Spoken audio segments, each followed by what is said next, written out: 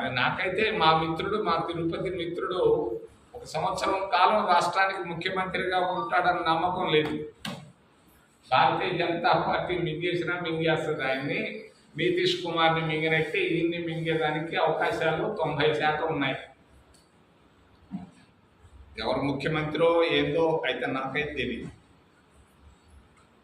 తర్వాత వైఎస్ఆర్ కుటుంబం చెప్పక తప్పదు. కడపకు వచ్చినప్పుడు వైఎస్ఆర్ కుటుంబం 11 సంవత్సరాలు ముఖ్యమంత్రిగా అనుభవించారు.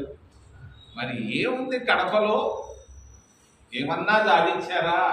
ఒక్క సంస్థన్నా ఒక్కటన్నా ఒకటి చేశారని చెప్పుకునే దానికి ఏమైనా ఉందా? నేను తిరుపతిలో బయలుదేరాను, ప్రయాణం చేస్తే ఈ పక్క చేస్తే ఏమీ లేదే. కడపలో 11 సంవత్సరాల్లో సాధించిన ప్రగతి ఏంటి? ఏమీ నాకు కనపడటం లేదు. మరి చిన్న కుటుంబాల్లో పుట్టి సంపన్నులుగా ఎదిగారు. మా చంద్రబాబు నాయుడు కూడా చిన్న ఒక నిరుపేద కుటుంబంలో పుట్టాడు, బిలియనీర్ అయ్యాడు, లేకపోతే కాబోతున్నాడు. మరీ చిన్న కుటుంబంలో పుట్టినటువంటి వైఎస్ఆర్ కూడా వాళ్ళ కుటుంబం బిలియనీర్ల జాబితాలో చేరిపోయినారు. దేశంలో ఉన్నటువంటి ముఖ్యమంత్రులు సంపన్నమైనటువంటి ముఖ్యమంత్రి మన చంద్రబాబు నాయుడు గారు. కరుణానిధి కొడుకు కంటే సంపన్నుడు. ఓయమ్మో, ఎలా వచ్చిందో నాకైతే తెలీదు. పోనీలే. మరి జగన్మోహన్ రెడ్డి మాజీ ముఖ్యమంత్రులనే కాదు, ముఖ్యమంత్రులు అందరికంటే సంపన్నుడు. ఎలా వచ్చాయి? అయినా నాకెందుకు, వాళ్ళ పని వాళ్ళది. మరి ఈ విధంగా వైఎస్ఆర్ కుటుంబం, మరి ఆయన చంద్రబాబు నాయుడు వీళ్ళిద్దరు కలిసి దాదాపుగా 20-30 సంవత్సరాల పైనే ఉన్నారు ముఖ్యమంత్రులుగా. అటు చిత్తూరు జిల్లాకు కానీ ఇటు కడప జిల్లాలకు కానీ వాళ్ళు చేసిన ప్రగతి నాకేం కనపడటం లేదు. దేశంలో 75% మించున్నారు ఎస్సీలు, ఎస్టీలు, ఓబీసీలు. ఈ ఎస్సీలు, ఎస్టీల, ఓబీసీల పరిస్థితి చాలా చాలా అధ్వానంగా ఉంది.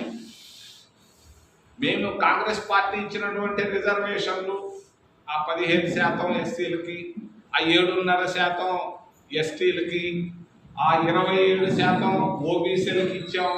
కొంతవరకు అభివృద్ధిని తీసుకొచ్చాం. ఈరోజు ఎస్సీ, ఎస్టీ, ఓబీసీ విద్యార్థుల పరిస్థితి ఆందోళనకరం. కాలేజీలకు వెళ్తున్నారు, బువ్వ లేక ఆ సిగ్గీలు తోలుకుంటున్నారు, చదవటం లేదు. రాత్రి 6 గంటలకు బయలుదేరితే 9 దాకా సిగ్గీలు తోలుకొని అలిసిపోయి నిద్రపోతున్నారు అంత అన్నం తిని.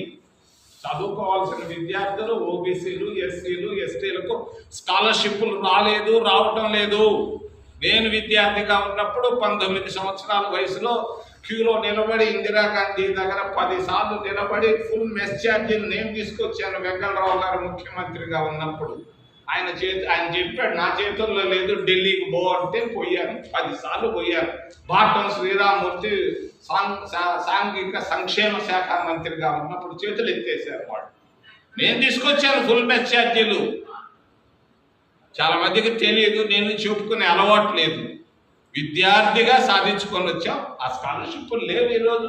ఫుల్ మెస్ ఛార్జీలు, ఫీజు రీఎంబర్స్మెంట్లు లేవు. పాకెట్ మనీ కూడా ఇచ్చేవాళ్ళు ఆ రోజుల్లో 25 రూపాయలు. ఈరోజు అన్నీ ఆగిపోయినాయి. ఎస్సీ ఫైనాన్స్ కార్పొరేషన్ ఇందిరాగాంధీ తీసుకొని వచ్చింది, భూసవతలు బారేశారు. గత 11 సంవత్సరాల్లో ఏడుంది ఎస్సీ ఫైనాన్స్ కార్పొరేషన్? మరి ఎస్సీ ఫైనాన్స్ కార్పొరేషన్ ఎక్కడుంది? మరి వచ్చే నిధులు, ఢిల్లీ నుంచి వచ్చే నిధులు ఎక్కడ పోతున్నాయి? ఎవరు పోతున్నాయి? ఎవరు అడగాల్సింది? ఇది పరిస్థితి. మీ సొంత ఊరు కడపను గురించి ఆలోచిస్తే, కడప ఎమ్మెల్యే గారు ఎవరు నాకు చూడలేదు, కానీ ఆమె గౌరవం. 1 కోటి రూపాయలు తేలేకపోతుంది రోడ్డు వేసుకునేదానికి. అభివృద్ధి అభివృద్ధి అభివృద్ధి అంటారే కానీ 1 కోటి రూపాయలు ఈ 2 సంవత్సరాల్లో తేలైనటువంటి గౌరవ శాసనసభ్యులు. అమరావతిలో కర్రతుమ్మ చెట్లు కొట్టేదానికి 1000 కోట్లు ఉంది బడ్జెట్. కడపలో రోడ్డు వేసుకునేదానికి 1 కోటి రూపాయలు ఇవ్వలేకపోతున్నాడు గౌరవ ముఖ్యమంత్రి గారు. ఏం జరుగుతా ఉంది ఆంధ్రప్రదేశ్లో? మరి చివరిలో నేను ఒక్క మాట చెప్పి తర్వాత మీరు అడిగే ప్రశ్నలు నేను జవాబులు చెప్తాను.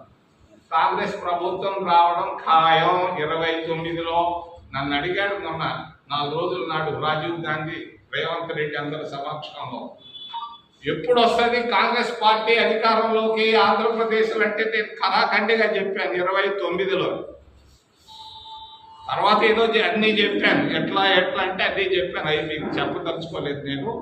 29లో కాంగ్రెస్ పార్టీ అధికారంలోకి రావడం ఖాయం. ఆ రాయచోటి జిల్లాని మళ్ళా జిల్లా కేంద్రం చేసి తీరుతాం. ఇది కాంగ్రెస్ పార్టీ తరఫున నేను ఇస్తున్నాను. ఎవరు ముఖ్యమంత్రి అయినా కూడా జిల్లా కేంద్రాలు చేయండి, మదనపల్లి కూడా జిల్లా కేంద్రం చేయండి, నేనేం దానికి అడ్డం రావటం లేదు. కానీ చేసిన కేంద్రాన్ని మార్చడం ఆపడం అనేది అది కొంచెం తప్పు. మేము రాగానే రాయచోటిని జిల్లా కేంద్రం చేసి తీరుతాం.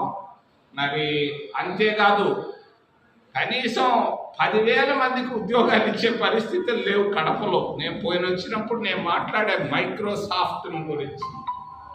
నా ప్రయత్నాలు నేను మొదలు పెట్టాను డైరెక్ట్గా. ఎందుకనంటే నేను చెప్పాను, రాజంపేట తల్లి, తాడిపత్రి తండ్రి, చదువు తిరుపతి అని నేను చెప్పాను. ఈ బిడ్డ రాయలసీమ బిడ్డ 10 లక్షల కోట్ల రూపాయలు ఖర్చు పెట్టాలనుకుంటున్నాను. ఖచ్చితంగా అది ఈ గవర్నమెంట్లో తెస్తామా కాంగ్రెస్ గవర్నమెంట్లో? నేను చెప్తున్నాను, మా గవర్నమెంట్ రాగానే 1 లక్ష మంచి ఉద్యోగాలు, 1 లక్ష మంచి ఉద్యోగాలు రాయలసీమ నిరుద్యోగులకు ఇస్తామని తెలియజేస్తూ, ఇది ప్రామిస్గా కాంగ్రెస్ పార్టీ తరఫున నేను ప్రామిస్ చేస్తున్నాను. 1 లక్ష ఉద్యోగాలు, మంచి ఉద్యోగాలు, చిమ్మితే తుమ్మితే పోయే ఉద్యోగాలు కాదు, మంచి ఉద్యోగాలు 1 లక్ష మందికి రాయలసీమ పాత 4 జిల్లాలకి మేము ఇస్తామని చెప్పి కాంగ్రెస్ పార్టీ తరఫున ధీమాగా తెలియజేస్తూ, 29లో ఇస్తామని తెలియజేస్తూ, ఏదైనా ప్రశ్నలు ఉంటే అడగమని మిమ్మల్ని చేతులెత్తి ప్రార్థిస్తున్నాను. కాంగ్రెస్ పార్టీ